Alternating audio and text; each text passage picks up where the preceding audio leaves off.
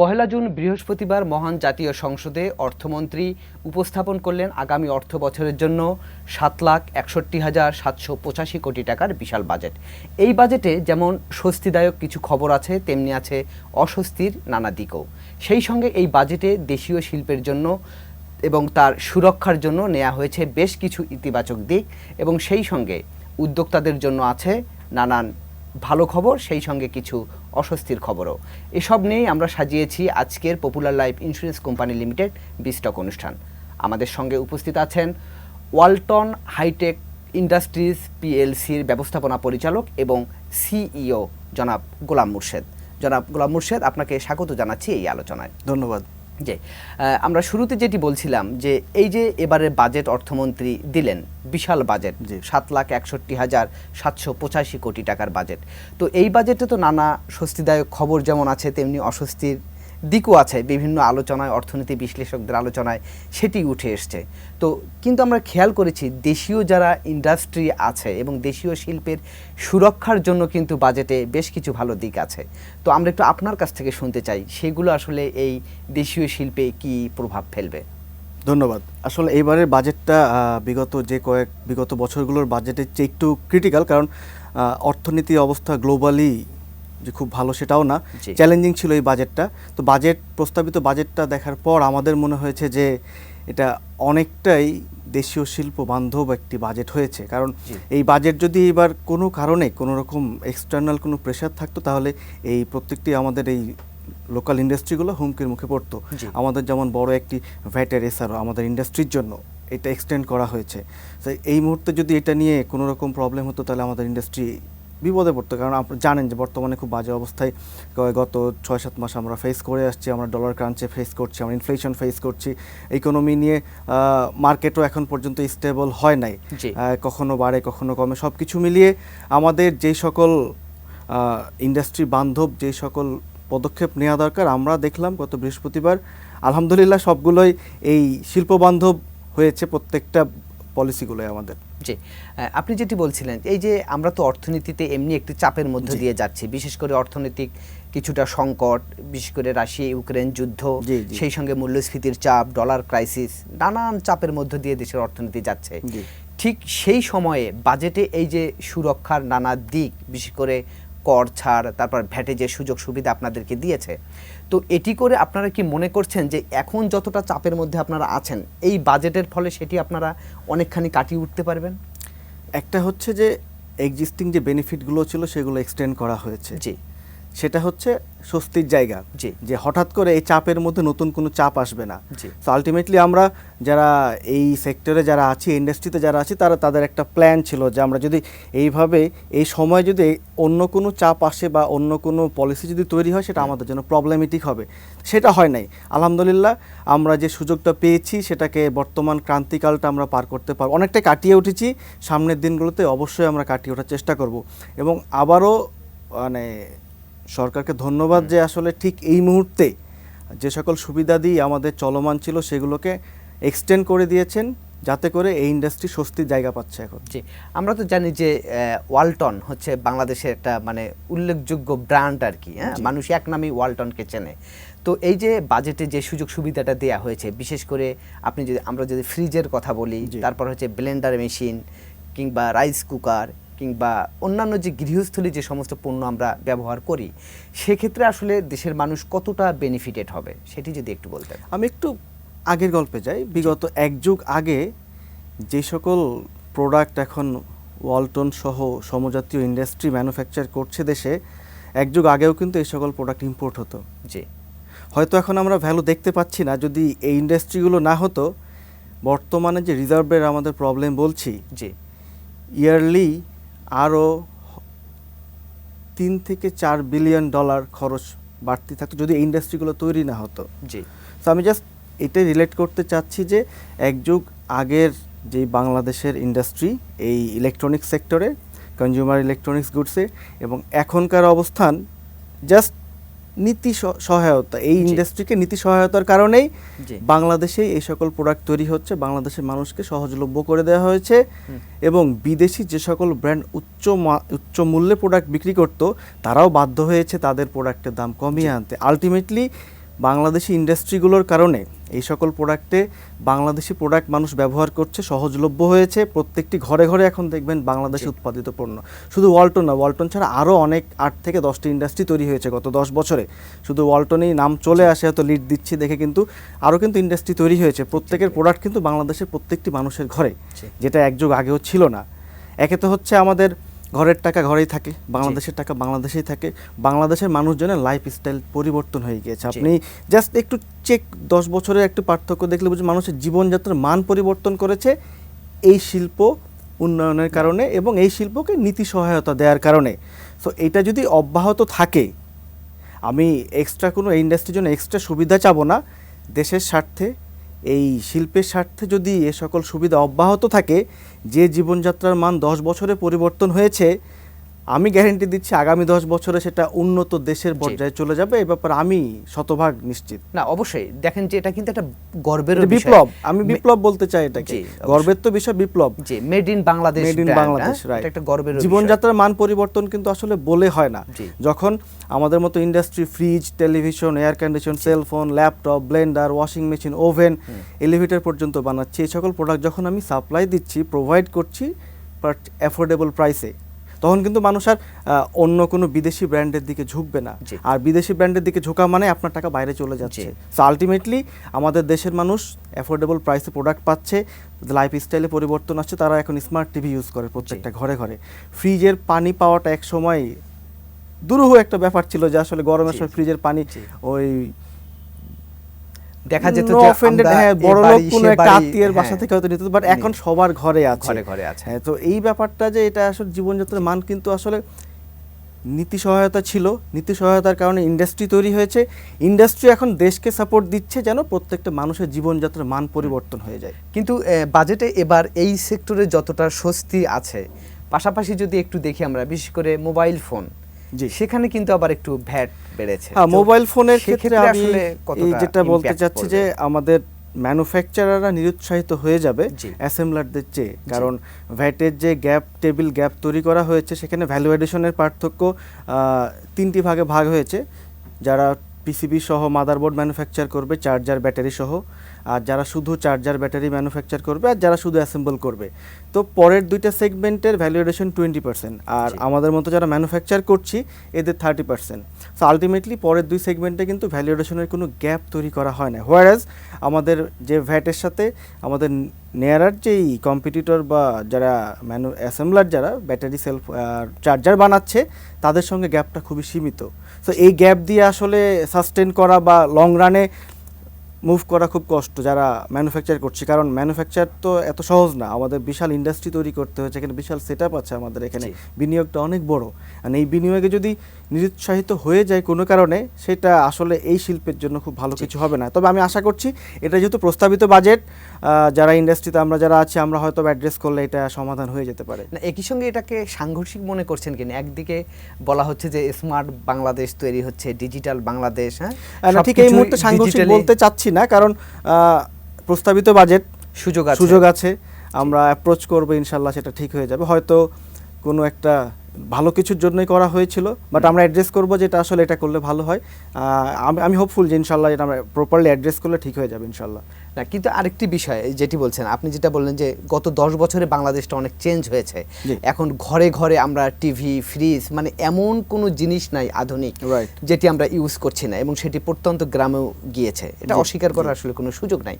কিন্তু রিসেন্ট যদি আমরা দেখি বাংলাদেশের অর্থনীতির এখন যে অবস্থা, বিশেষ করে মূল্যস্ফীতি, জিনিসপত্রের যে বাড়তি দাম, মানুষের তো নিত্য খাদ্যপণ্য কিনতেই তো মানুষের হিমশিম খাচ্ছে, তারপরে কিন্তু এই জিনিসগুলো চলে আসে।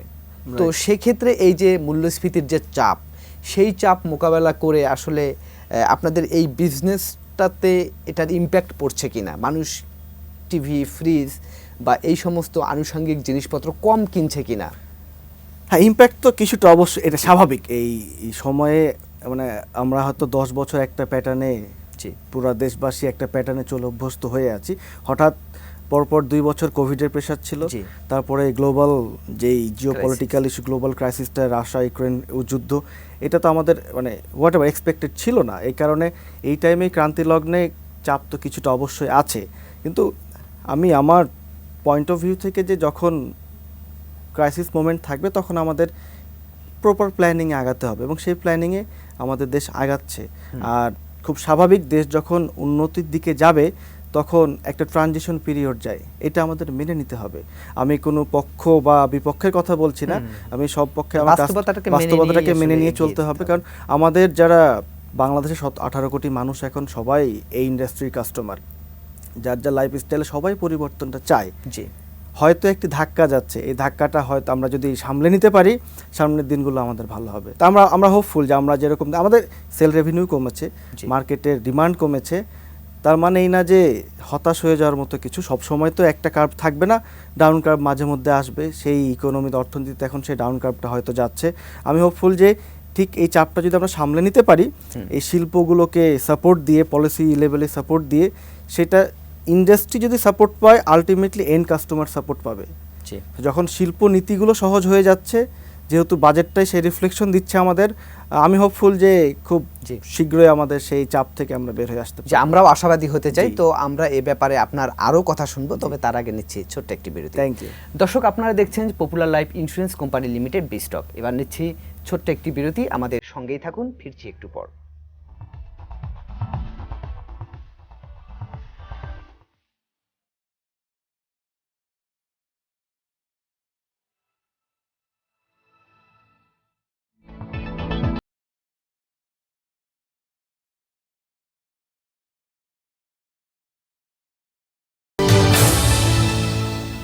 দর্শক, বিরতির পর আমরা আবারও ফিরে এলাম popular life insurance company limited বিস্টক অনুষ্ঠানে।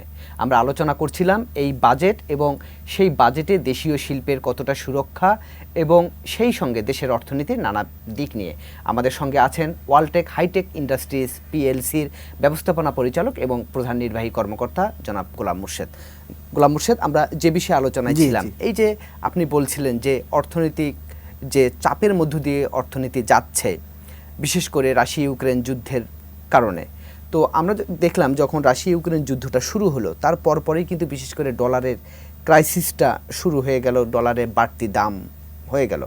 তখন বেশিরভাগ ব্যাংক কিন্তু এলসি করতেও পারছিলেন না।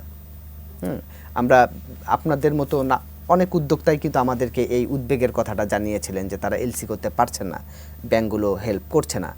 তো এখন আসলে পরিস্থিতির কতটা উন্নতি হয়েছে সেটি যদি একটু বলতেন। প্রত্যেকটা ঘটনার তো আসলে ডিটেল ফোরকাস্টিং পসিবল হয় নাই সেই সময়ে, কারণ করোনার পরে যে এরকম একটা ধাক্কা আসবে আর সেটা আমাদের ডিরেক্ট হিট করবে, সেটা ব্যাংক সেক্টর থেকেও ফোরকাস্টিং করা হয় নাই, আমরাও বুঝি নাই। ধাক্কাটা ছিল হঠাৎ এবং সেটা সামাল দেওয়ার জন্য যেই আপনার লাস্ট 7-8 মাস যদি বললি, সেটা খুবই একটি খারাপ সময় গিয়েছে। বাট তারপরেও আমাদের যেটা প্রবলেম হচ্ছিল, আমরা যখন গত বছরের জুলাই, আগস্ট, সেপ্টেম্বরে যে প্রোডাক্টগুলো এলসি করেছিলাম, সেগুলো আমাদের এলসি যে মেয়াদ, যেটা আমরা বলি যে ম্যাচিউরড হয়, সেটা হয়েছে আমাদের পরের বছরে 6 মাস পরে আলটিমেটলি। তখন গিয়ে 86 টাকা থেকে 107 টাকা, 8 টাকা, 10 টাকা তো সেটেল করতে হয়েছিল। এই যে একটা বিশাল ধাক্কা, উইদাউট, আমরা তো সেই পর্যায়ে এমআরপি গেইন করতে পারিনি।